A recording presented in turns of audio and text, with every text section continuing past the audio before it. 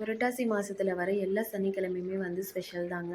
அதுலயும் வந்து 3வது சனிக்கிழமை நடு சனின்னு சொல்லுவோம். அது ரொம்பவே ஸ்பெஷலு. ஏன்னா தலைக்கு போட்டு வழிபாடு செய்றதுக்கு ஒரு நல்ல நாளுன்னு சொல்லுவோம். ஸோ காலையில நேரமா எழுந்து குளிச்சுட்டு எல்லாம் நாமம் போட்டுட்டு தலைக்கு போடுறதுக்கான எல்லா ப்ரிப்ரேஷனும் நடந்துட்டு இருந்துச்சு.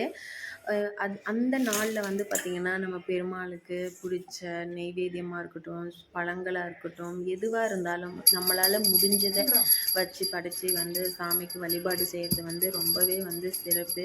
அதுவும் இந்த மாசத்துல வந்து பார்த்திங்கன்னா, சனிக்கிழமை, சனி பிரதோஷம் எல்லாம் சேர்ந்து வர்றது வந்து ரொம்பவே விசேஷம்.